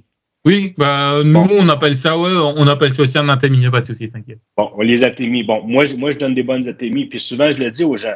Ça fait mal. Es-tu prêt à les recevoir? C'est comme oui, donne-moi-en. J'ai dit, t'es certain, là? Parce qu'ils font mal. Ah oui. Non, mais ça fait vraiment mal. Comme moi, la première que je peux donner, là, habituellement, je vais ouvrir la peau à quelqu'un. Fait que c'est ça. Fait que moi, ce qui m'a démarqué dans mon style de catch, c'est ce que j'ai appris de mes mentors, c'est soit stiff. Des coups mous, on n'en veut pas. C'est ça qui nous démarque à la GPW, à notre école de lutte, c'est que tout le monde apprend comme ça.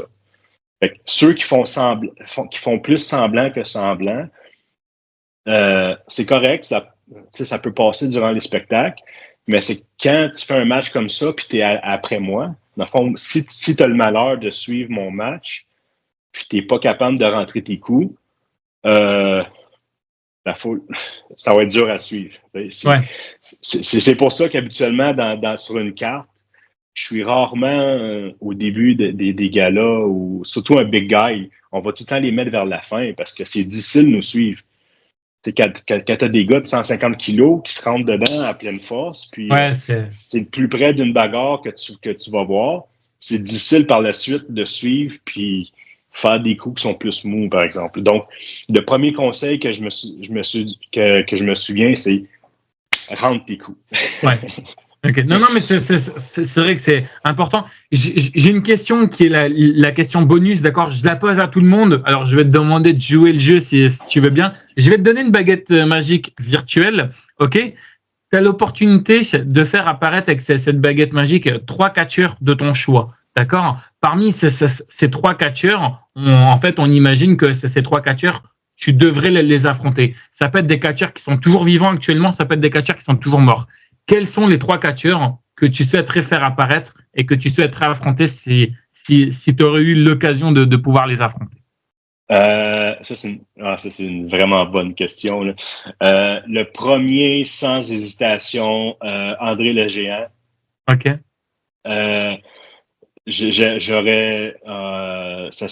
Moi, j'ai une fascination pour André le Géant. Puis, je souhaiterais juste avoir la chance de mettre les pieds dans le ring avec lui puis de recevoir une de ses atémies. Ça serait un moment inoubliable. Donc, mon premier, ce serait André le Géant.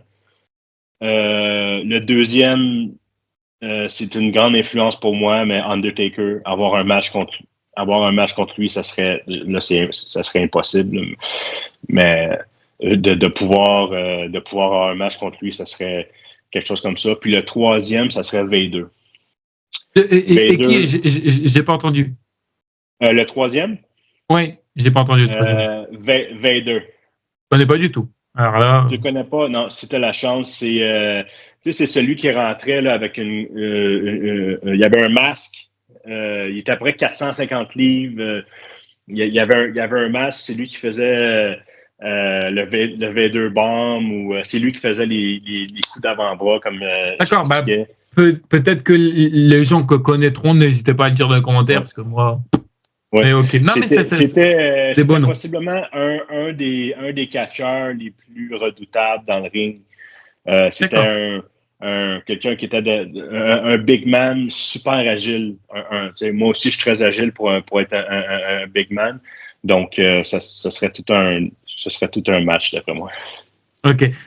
Alors, une question. Donc, on va revenir juste à une dernière une question un peu personnelle. J'aime pas trop poser une question personnelle, mais là, on peut la poser. Quel conseil, toi, tu donnerais, par exemple, si là, il y a des parents qui nous écoutent. Alors, on s'en fout, que ce soit des parents français ou québécois, un peu à tout le monde. Toi, qui es père de famille, justement, comment tu pourrais convaincre les parents qui nous écoutent, justement, de laisser leurs enfants faire du catch? Mais attention, je m'exprime bien quand je dis ça, pas faire du catch à la maison, faire du catch dans un endroit où c'est adapté, où c'est structuré. Tout d'abord, le premier point, c'est rencontrer les enseignants, ceux qui vont donner les cours. Posez-leur des questions, puis aussi sur leur expérience. Parce que souvent, quand on parle de charlatans, il y a des gens qui vont dire ça fait 25 ans que je suis dans la business ou que je suis dans le catch, mais ça fait 25 ans que tu fais la même chose. Tu vas tomber une fois. C'est pas parce que, comme moi, il y a 25 ans, j'ai déjà joué au golf. Oui. Ça fait pas 25 ans que je golfe, j'ai jamais été bon au golf. Donc, c'est pas crédible. Posez des questions, demandez à avoir des matchs de ces gens-là aussi. Puis, quand vous avez les sessions ou les cours, allez voir comment ça se passe. Regardez la qualité de l'équipement. Regardez la structure. Est-ce qu'il y a un plan? Est-ce qu'on a un programme de développement des futurs catcheurs? Parce que ça commence. Il faut commencer à marcher avant de courir. C'est pas vrai qu'en commençant le catch, si tu t'attends à faire des 450, 450, ou sauter en bas du troisième corde, ou te prendre un coup d'échelle ou un coup de chaise, tu n'apprendras pas ça sûrement dans les 6 premiers mois de ta formation. Tu vas apprendre à tomber, à faire les bumps. Tu vas faire des bumps, mais tu vas en faire plus que tu pensais en faire parce que c'est la base de tout. Ensuite, tu vas courir les cordes. Ensuite, tu vas faire des lock-ups. Ensuite, tu vas prendre des cordes à linge. Il y a une progression à faire. Puis ceux qui ne suivent pas cette progression-là, c'est là que c'est dangereux. Puis c'est pas vrai que tu peux dire que tu es un catcheur parce que ça fait 1 an que tu pratiques. Parce que c'est dangereux, le catch. C'est très, très, très dangereux. Il faut avoir une bonne force. Ça peut être plaisant. Quand on voit les gens, quand on voit les catcheurs faire des matchs, tout ça, c'est « wow ». Souvent, ça a l'air facile, mais il y a beaucoup de travail. Il y a souvent des années de travail derrière ça. Donc, c'est ça le conseil. Poser des questions. Et si ça va trop vite, il y a un problème. Si ça prend 1 an avant de faire un match ou une première apparition, encore mieux. Parce que quand tu vas le faire, ça va être sécuritaire. Il n'y a personne qui veut voir des gens se blesser dans un ring. Bien sûr. Personne. Si au bout de 2 semaines, votre enfant il a déjà un match ou quoi, c'est qu'il y a un problème. Il y a un problème. Oui. Tu peux pas avoir un match au bout de 2 semaines et tout. Et je comprends tout à fait. Pareil. Alors, la question, c'est vrai qu'elle est aussi un peu compliquée. Alors, toi qui es une catcheur aujourd'hui, est-ce que tu arrives quand même à regarder du catch ou alors est-ce que c'est un peu compliqué? Parce que c'est une question que beaucoup de catcheurs me disent. Dans quelle catégorie, toi, tu te situes? Donc, je vais t'en proposer 2 de catégories, soit la catégorie de droite, soit la catégorie de gauche. Mais est-ce que toi, tu dirais que tu es plutôt un catcheur qui arrive quand même à être diverti devant du catch, tu vois, un peu comme quand tu étais au tout début, avant de connaître un peu les secrets du business, ou alors parfois quand tu regardes un match, malheureusement, tu vois, t'as ton œil de catcheur qui est là en train de, donc un peu de tout observer. Est-ce que toi, tu es dans la catégorie de droite, le mec qui arrive à quand même se divertir devant un match de catch et qui n'est pas là en train de regarder si les placements sont bons ou si c'est mauvais, ou alors tu te situes dans l'autre catégorie? Moi, je suis possiblement une exception. Moi, je ne regarde pas de catch du tout. OK. C'est rare? Moi, je vais regarder nos matchs, mes matchs. Je vais regarder les matchs de mes amis. Je vais regarder les matchs de mes adversaires. Mais c'est pas moi qui écoute Raw ou SmackDown ou AEW. J'écoute pas ça. Il y a 2 semaines, lorsque j'étais à la TNA pour PCO, c'était le premier spectacle de lutte que je regardais à l'extérieur des Indies depuis que j'avais possiblement 10 ans. Donc, moi, je suis pas un amateur de lutte. Moi, je suis un catcheur. Je pratique le sport, mais je ne suis pas un fan. Le catch que je vais regarder, c'est souvent des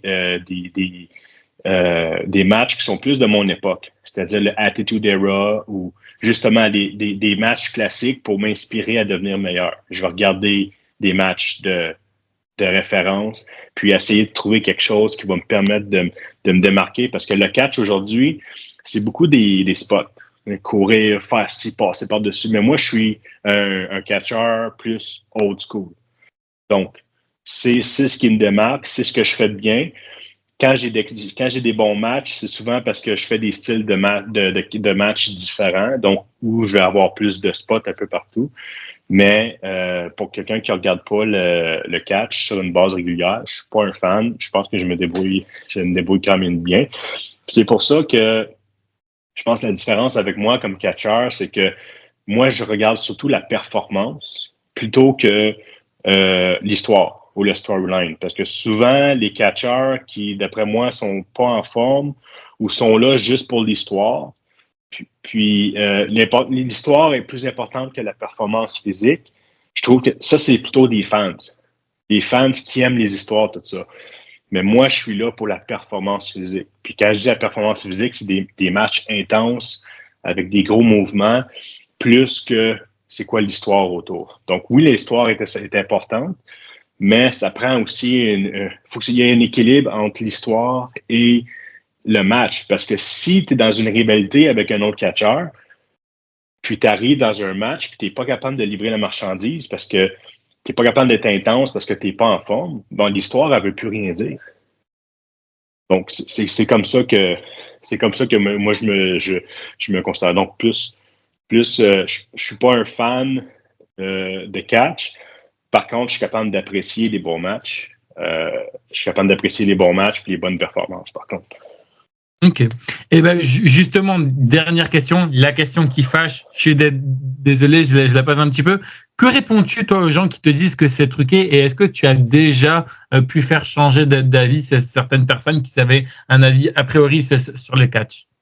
Oui, ben ça, je sais pas pourquoi les gens qui disent ouais, c'est arrangé, mais je pense que la meilleure phrase, c'est de dire on s'arrange pour que ce soit bon. Parce que c'est du divertissement sportif. Mais c'est ce que je dis tout le temps aux gens. Oui, c'est arrangé, mais c'est douloureux, le catch. Il n'y a rien qui est plaisant dans le catch, là. Il n'y a rien qui n'est pas douloureux. C'est pour ça que souvent, je ne veux pas dire que je viens en colère, mais quand je vois des catcheurs qui ne prennent pas ça au sérieux, ça enlève la crédibilité à ceux qui prennent ça au sérieux et qui sont intenses. Donc, moi, souvent, ce que je dis aux gens, c'est que oui, c'est arrangé, c'est un spectacle, mais tout fait mal. Puis quand les gens ils insistent un petit peu plus, quand je leur montre mes matchs, ces choses-là, je les invite. Est-ce que tu veux une atémie? Je vais t'en donner une.